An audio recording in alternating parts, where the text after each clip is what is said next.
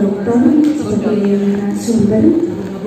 Kemudian yang kami hormati juga Bapak Ibu semuanya.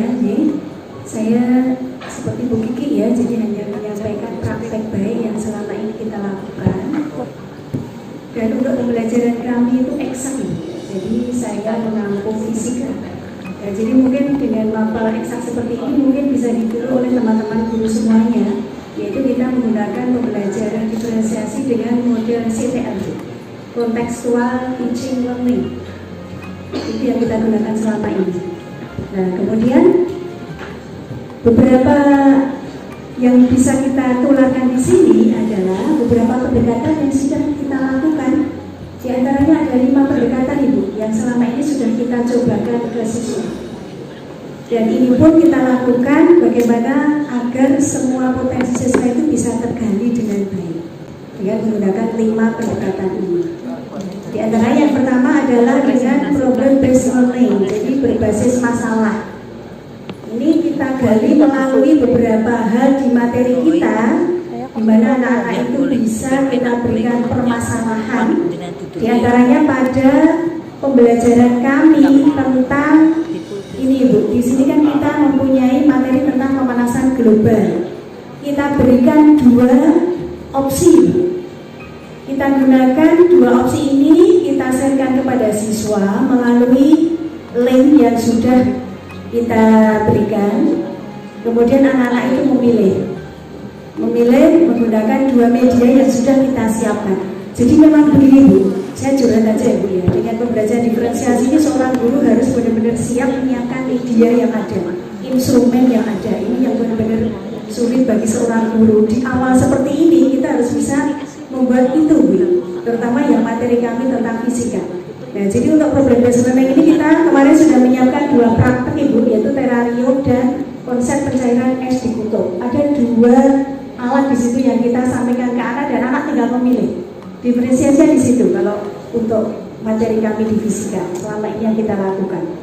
Karena ini kan anak-anak tentunya akan memilih sesuai dengan gaya belajar mereka. Kira-kira untuk yang proses terarium itu seperti apa, mereka bisa membaca melalui link yang sudah kita berikan.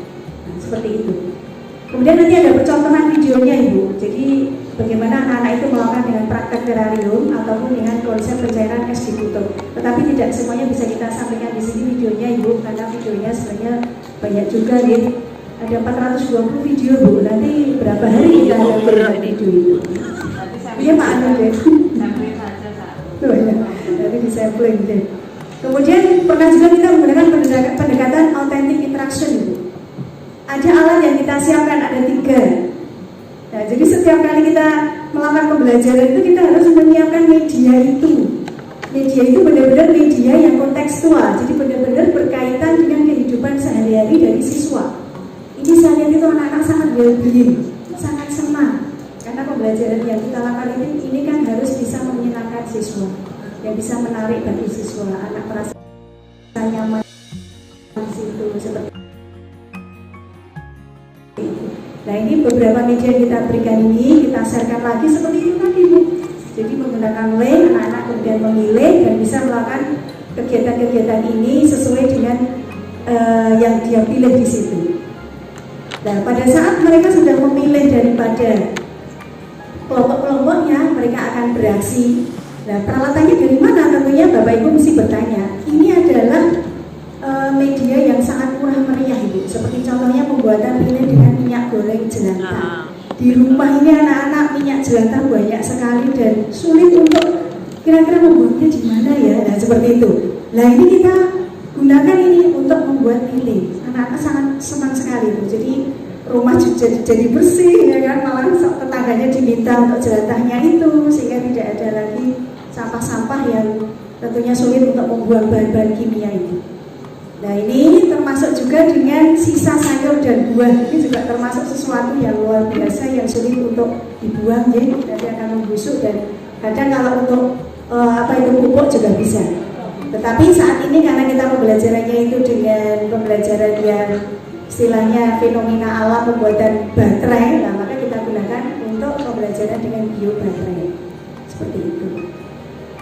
Kemudian yang selanjutnya, kalau dengan pendekatan inquiry based learning ini sehubungan dengan kolaborasi antar siswa. Kita gunakan di sini yang ada di lingkungan belajar kita ini.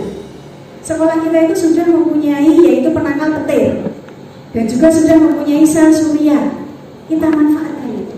Jadi anak-anak itu tinggal milih dia mau di lingkungan yang sehubungan dengan penangkal petir itu ataukah di sel surya. Anak-anak bisa belajar mengamati dengan alat yang sesungguhnya ada, jadi real. Namanya saja kontekstual. Nah, jadi benar-benar melihat kenyataan realnya alatnya itu seperti apa. Kemudian analisis nanti belajar melalui apa yang diamati di situ dan belajar melalui ilmu-ilmu yang didapat melalui browsing atau buku bebas anak-anak. Jadi kita tidak bisa menentukan sumber belajarnya itu dari buku mana itu sekarang ini kita kan tidak boleh. Jadi anak-anak bebas untuk mencari sumbernya dari mana. Monggo silahkan. Yang penting di situ anak-anak belajar melalui alat yang ada real yang ada di situ. Kontekstualnya yang kita tekankan di sini. Kemudian dengan proyek. Dengan pendekatan project based learning dengan proyek. Kalau ini banyak sekali alat yang sudah kita cobakan ke anak ibu dan anak itu memilih. Nah terus gini, tentunya pertanyaan kita, lah nanti kalau setiap kelompok itu melakukan dengan alat yang berbeda-beda, terus bagaimana dengan anak lain yang ingin mengetahui dengan alat kelompok lain? Di akhir kegiatan kita nanti ada sharing bersama. Jadi setiap anak yang sudah melakukan kegiatan dengan satu judul, maka dia nanti akan men-sharekan bagaimana dia melakukan hal itu. Sehingga satu kelas itu akan mendapatkan ilmu yang banyak sekali dengan sekian judul yang ada.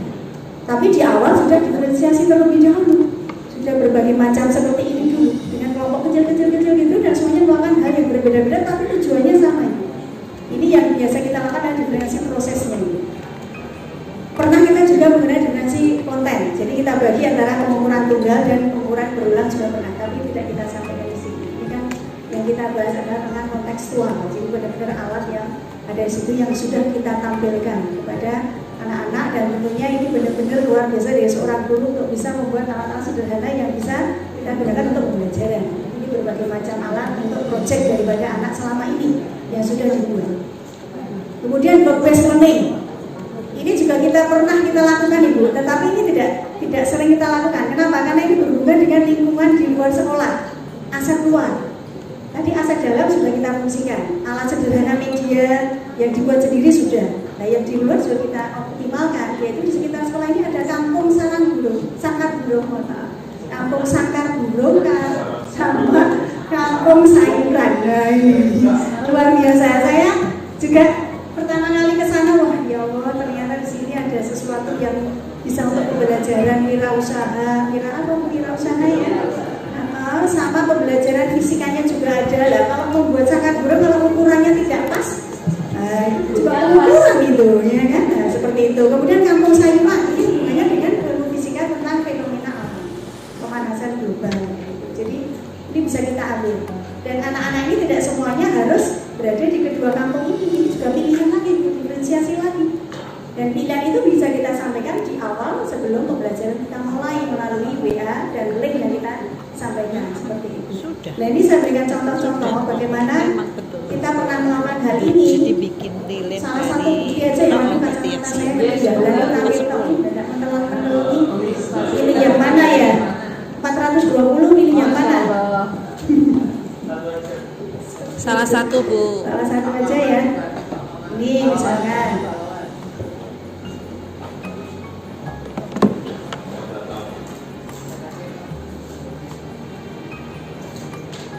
Ya malah ini bisa. Nah, itu bisa ya. Ini Bisa saja.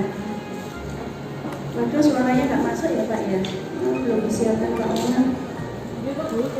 Suaranya cepet iki Pak Wawan ini sing ngendi? Bu Ayu. Luar biasa itu orangnya. Ada dia. Destino. Teman-teman saya sampai kagum. Kan saya pernah jadiin Bu Ayu narasumber.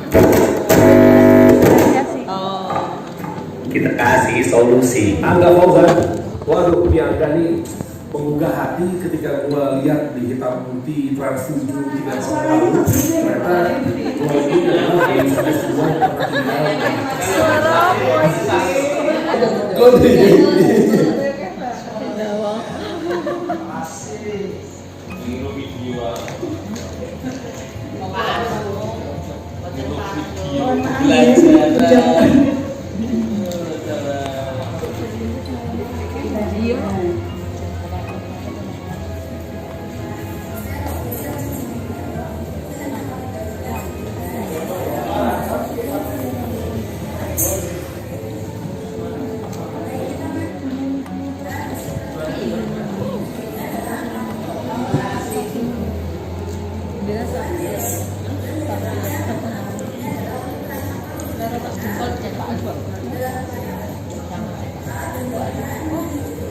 Udah saya percepatkan saja ya, waktu karena nanti ya ini. Yang penting setelah mereka beroperasi, beraksi, kemudian mereka presentasi.